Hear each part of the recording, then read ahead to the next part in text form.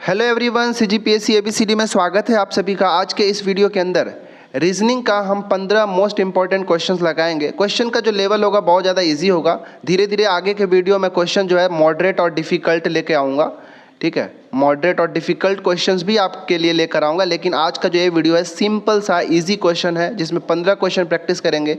15 में से आप बताना कि आपका कितना सही हो रहा है। देखिए, इससे पहले भी तार्किक तर्क और विश्लेषणात्मक क्षमता के ऊपर एक वीडियो ऑलरेडी अपलोड किया हुआ है। अगर अभी तक आपने नहीं देखा है तो जाके ज़रूर देखिएगा।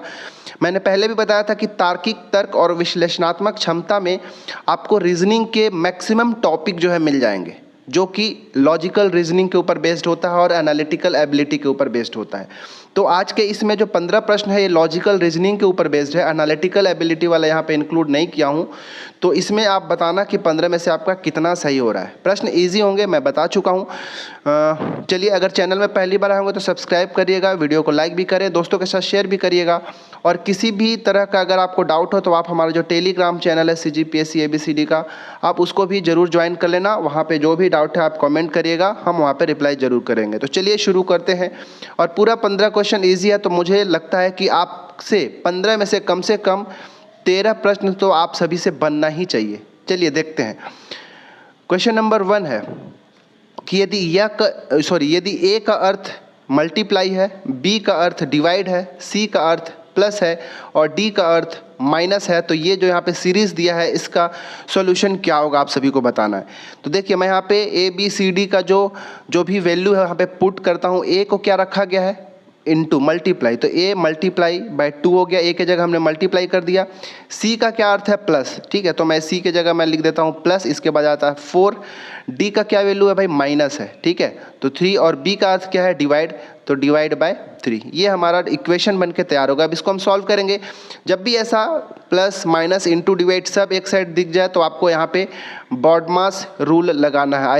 आई होप आप सभी को बॉडमास रूल बहुत अच्छे से आता होगा, ठीक है। तो इसमें सबसे पहले हमको, अगर ब्रैकेट होता है तो ब्रैकेट को सॉल्व करना होता है, नहीं तो ऑफ को करना होता है। ऑफ भी नहीं है, ब्रैकेट भी नहीं, डिवाइड है, तो हम पहले क्या करते हैं, डिवाइड को सॉल्व करते हैं, ठीक है। तो 6 इंटू 2 प्लस 4 माइनस 3 को अगर 3 से डिवाइड करोगे तो मिलेगा 1। फिर इसको सॉल्व कर दीजिए। अब यहाँ पे मल्टीप्लाई पहले होगा, 6 2 हो जाएगा 12 प्लस 4 माइनस 1, 12 4 16, 16 में कटा दिया 15, 15 हमारा राइट आंसर हो जाएगा, जो कि ऑप्शन नंबर बी। तो आसान प्रश्न होता है, इतना भी लिखने की ज़रूरत नहीं है, बट मुझे लगा कि समझाना भी ज़रूरी है, क्योंकि कई सारे लोग जो है बिगिनर्स होंगे, जो एकदम अभी अभी शुरू किए होंगे फ्रेशली, तो उनके लिए काम आएगा। दूसरा प्रश्न है किया, जो श्रृंखला दिया, जो सीरीज दिया है 2 6 12 20, इसका जो नेक्स्ट यहाँ पे टर्म होगा क्वेश्चन मार्क की जगह, वो क्या होगा। वीडियो को पॉज करिएगा और आंसर देने की कोशिश जरूर करिएगा। देखिए, इसको सॉल्व करने के 2 तरीका हो सकता है। एक तो हम यहाँ पे डिफरेंस निकालेंगे, जैसे 2 और 6 के बीच कितने का डिफरेंस है, 4 का। 6 और 12 के बीच कितने का डिफरेंस है, 6 का। 12 और 20 के बीच कितने का डिफरेंस है, 8 का। तो ये 4 6 8, तो अगला डिफरेंस कितने का होगा भाई, 10 का। तो 20 और 10 कितना, 30 आ जाता। तो हमारा ऑप्शन नंबर डी यहाँ पे राइट आंसर हो जाएगा, ठीक है। या सेकेंड मेथड भी एक देख सकते हैं। क्या देखेंगे, जैसे 2 है तो 2 को 1 बढ़ा दिए, 2 तो कितना आ गया, 6 आ गया। 2 को 1 बढ़ाया तो क्या हो गया, हमको ये 6 मिल गया। आगे नेक्स्ट टर्म में गए तो यहाँ से 3 को उठा लीजिए, 3 को 1 बढ़ा दीजिए, 4 हो जाएगा। 3 को 1 बढ़ाएंगे तो कितना होगा, 3 चौको 12, तो हमको ये वाला पोर्शन भी मिल गया। नेक्स्ट पार्ट में गए तो 4 को, ये वाला 4 को यहाँ ले आए, एक इसको बढ़ा दिए, तो 4 5 जा कितना हो गया, 20 हो गया, ठीक है।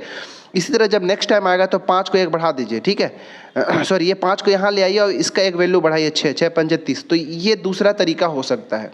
इस तरह का एक प्रश्न मैं और भी आगे इंक्लूड किया हूँ, देखिएगा। चलिए, तीसरा प्रश्न देखिए ध्यान से। यहाँ पे डायरेक्शन के बेस्ड प्रश्न है, बहुत ईजी है, इसको आप आसानी से कर सकते हैं। देखिए, मैं यहाँ पे एक क्वाड्रेंट ड्रॉ कर लेता हूँ। इधर वाला जो हमारा पोर्शन होता है ईस्ट होता है, ये वाला हमारा वेस्ट हो गया, ये ऊपर ही हमारा नॉर्थ हो गया, और नीचे जो ये हो गया ये साउथ हो गया। यहाँ से एक व्यक्ति जो है नॉर्थ डायरेक्शन में ऊपर की ओर चलना शुरू करता है 10 मीटर का, ठीक है। तो ये हमारा ये 10 मीटर हो गया यहाँ से यहाँ तक। यहाँ जाने के बाद फिर दाईं ओर मुड़ा और फिर से वो 10 मीटर का चला, तो यहाँ तक पहुँच गया। यहाँ पे आने के बाद फिर क्या बोला हुआ है, दक्षिण में फिर दक्षिण दिशा में 10 मीटर चला, तो फिर जब 10 मीटर चला तो यहीं पे आएगा, तो ये भी 10 मीटर हो गया। यहाँ आने के बाद बोला कि बायां मुड़ा है, ठीक है, दाहिना बोलता तो इधर मुड़ते, बायां बोल रहा तो इधर जाएगा, तो 10 मीटर का और बायां मुड़ा, मतलब यहाँ से लेके ये टोटल यहाँ तक का कितना डिस्टेंस हो जाएगा भाई, तो 10 ये वाला पोर्शन और 10 ये वाला पोर्शन, तो टोटल 20 मीटर की दूरी। वह प्रारंभिक स्थान से कितना मीटर की दूरी पर है, 20 मीटर की दूरी पर है। हमारा ऑप्शन नंबर बी सही आंसर हो जाएगा, ठीक है। चौथा प्रश्न है कि यदि रोप को ORP लिखा जाए तो केयर को कैसे लिखा जाएगा। तो यहाँ पे देख लीजिए भाई, P और E का पोजीशन चेंज नहीं हुआ, सेम टू सेम है, तो P और E सेम ही होगा। R और O को बस चेंज कर दिया है, R और O के पोजीशन को चेंज कर, तो सेम यहाँ पे A, R और E जो रहेगा वो सेम रहेगा। A और C को चेंज कर दीजिए, A आ जाएगा पहले और C आ जाएगा बाद में, तो ACRE हो जाएगा। हमारा ऑप्शन नंबर ए बिल्कुल सही आंसर हो जाएगा। उम्मीद है आप सभी को ये वाला बना होगा। देखिए पांचवा प्रश्न को ध्यान से देखिए, 1, 4, 9, 16, 25, तो अगला क्या होगा। तो यहाँ ध्यान से देखेंगे, ये सभी आपको स्क्वायर नंबर दिखाई दे रहा होगा, ठीक है। कैसे, देखिए ध्यान से, ये 1 का स्क्वायर करोगे तो 1 ही मिलेगा, 2 का स्क्वायर करोगे तो मिलेगा 4, 3 का स्क्वायर करोगे तो मिलेगा 9, 4 का स्क्वायर करोगे तो 16, इसी तरह 5 का स्क्वायर करोगे तो 25। तो 1 से लेके 5 तक तो है, तो नेक्स्ट जो है 6 का स्क्वायर होगा, 6 का स्क्वायर कितना हो जाएगा 36, और यही हमारा आंसर हो जाएगा ऑप्शन नंबर बी। छठवां प्रश्न देखिए, सभी गेंदे खिलौने हैं तो कुछ खिलौने पेन हैं, तो क्या निष्कर्ष निकलता है। ये चारों में से कौन सा निष्कर्ष जो है सही होगा आप सभी को बताना है। तो इसके लिए हम वेन डायग्राम बनाते हैं। सभी गेंद, ठीक है, सभी गेंद, ये गेंद बना लिया, ये सभी के सभी जो गेंद है क्या है, खिलौने हैं, तो पूरा खिलौना के अंदर हमको गेंद को लिखना पड़ेगा। ये वाला बाहर वाला पोर्शन जो है ये क्या है, खिलौना है, ठीक है। ऐसी बोला है कि सभी गेंद जो है खिलौने हैं, मतलब पूरे गेंद को खिलौने के अंदर डाल देना। फिर अगला बोला है कि कुछ खिलौने पेन है, मतलब इस खिलौने का कुछ वाले पोर्शन जो है, पार्ट जो है वो पेन है, ठीक है। देखिए तो ये हमारा वेन डायग्राम बन गया। अब आपको बताना है कि कौन सा विकल्प चारों में से सही है। सभी पेन गेंदे हैं क्या, सभी पेन गेंद हो सकता है क्या, नहीं हो सकता, बिल्कुल भी। दूसरा देखिए, कुछ पेन खिलौने हैं, यहाँ पे बोला था कुछ खिलौने पेन है, कुछ खिलौने पेन है, तो कुछ पेन खिलौने भी होगा, ये कंडीशन हमारा बिल्कुल सही हो जाएगा। कोई पेन गेंद नहीं है, कोई पेन गेंद नहीं, यहाँ पे पॉसिबिलिटी नहीं है, इसलिए हम नहीं, मतलब हम कहने का मतलब ऑप्शन नंबर बी ही सही होगा। बाकी ये सी जो है और डी जो है ये सब पॉसिबिलिटी वाले केस में चला जाता है। मैं इसके लिए एक सेपरेट वीडियो जो है आप सभी के लिए लेकर आऊँगा, जिसमें पॉसिबल जो वेन डायग्राम होता है उसके थ्रू कैसे सॉल्व करते हैं हम जरूर देखेंगे, ठीक है। अभी तो मेरा मकसद ये था कि मैं आपको डिफरेंट टाइप के क्वेश्चंस कराऊँ, ताकि ये पता चले कि तार्किक क्षमता के अंदर कौन कौन से प्रश्न, कौन कौन से टॉपिक के प्रश्न जो है आपसे लिया जा सकता है, ठीक है। चलिए बढ़ते हैं क्वेश्चन नंबर 7 की ओर।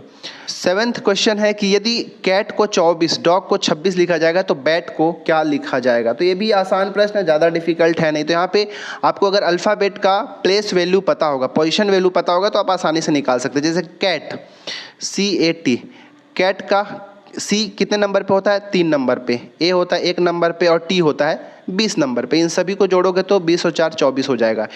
इसी तरह जो डॉग है इसका भी सभी को जोड़ दीजिए। D का होता है पोजीशन वैल्यू 4, O का हो जाता है कितना 15 और G का होता है 7, जोड़ दीजिए तो 15, 4, 19 और 7, 26। ये देखिए, ठीक है। तो इसी तरह हमको बताना है कि बैट का क्या होगा। तो B का हो जाता है 2, A का 1 और T का हो जाता है 20, तो 20, 21 और 2, 23।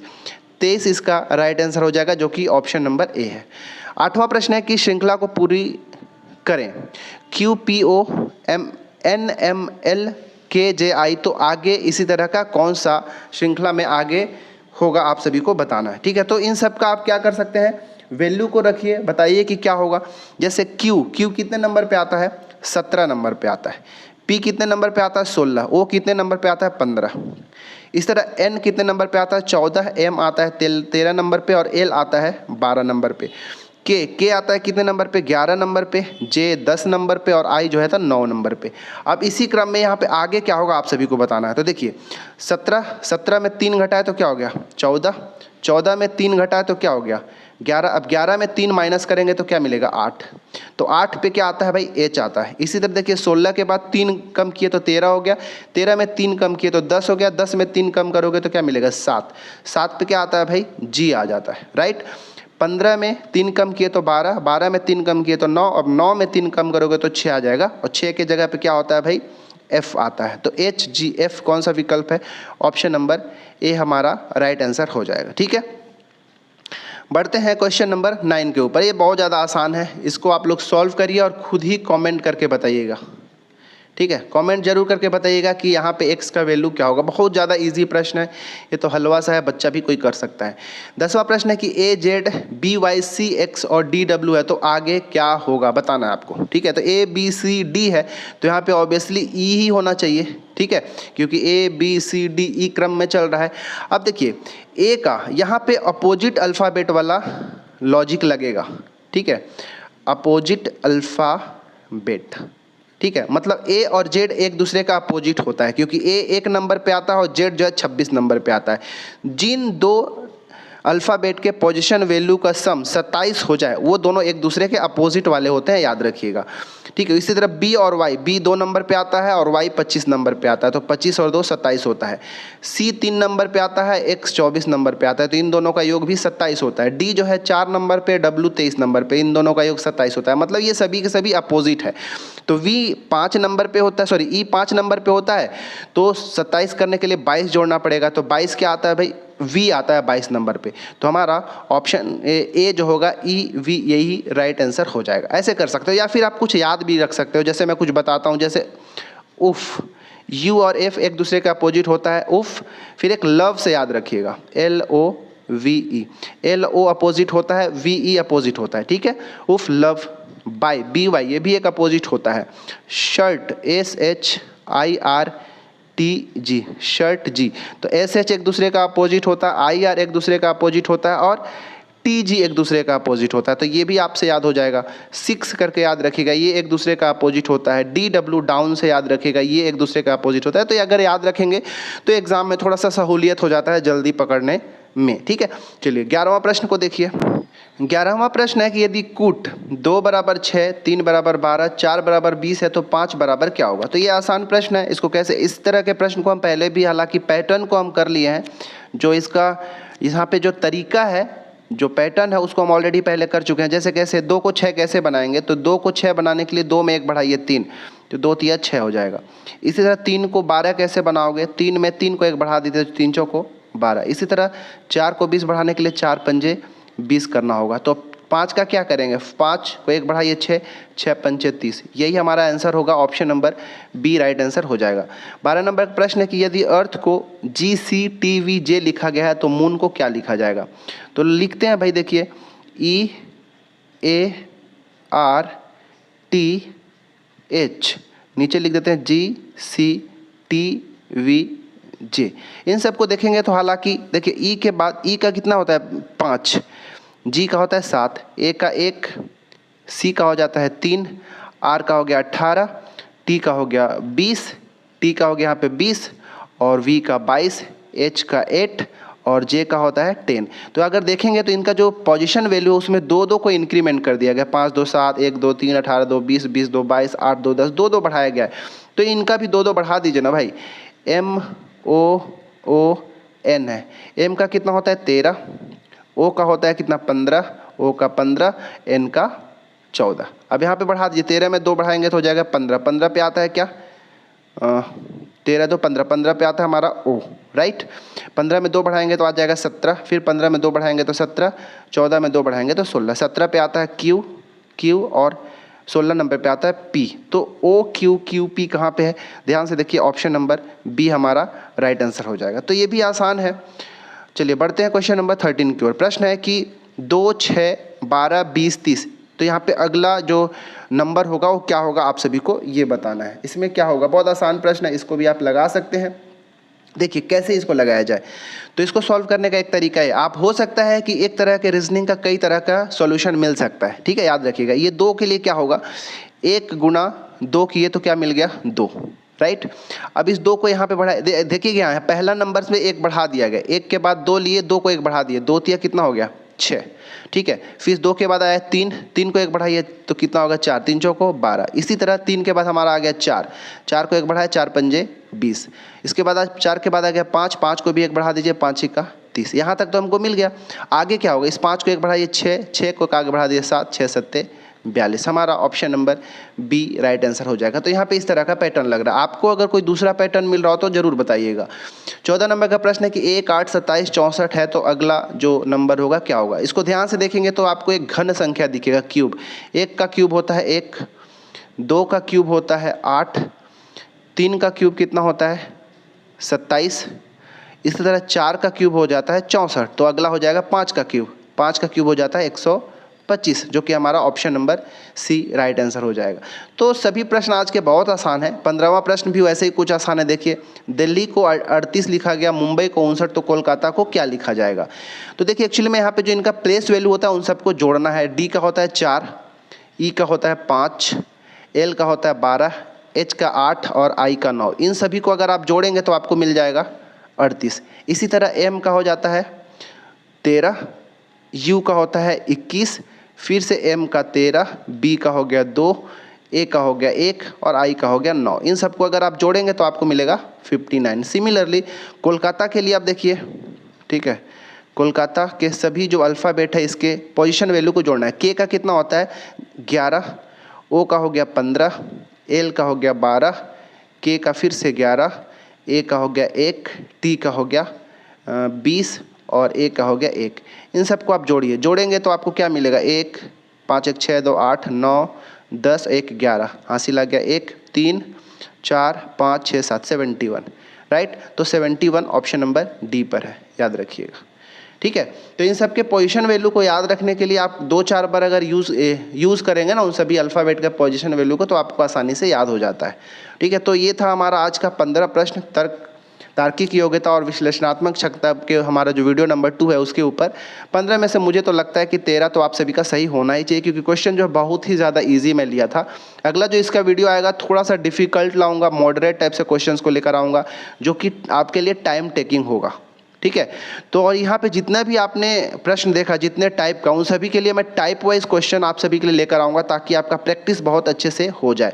और एक जो है फिगर काउंटिंग वाला मैं वीडियो लेके आऊँगा, ठीक है, क्योंकि फिगर काउंटिंग से भी प्रश्न आपसे एग्जाम में पूछे जाते हैं। तो सारे टॉपिक का एक सेपरेट वीडियो भी आप सभी को मिलेगा, ठीक है। तो बताइएगा कमेंट करके कि आपका 15 में से कितना सही हो रहा है। पहली बार आया चैनल में तो सब्सक्राइब करें, वीडियो को लाइक करें, दोस्तों के साथ शेयर करिएगा और तैयारी अच्छे से करते रहें। Thanks for watching our video.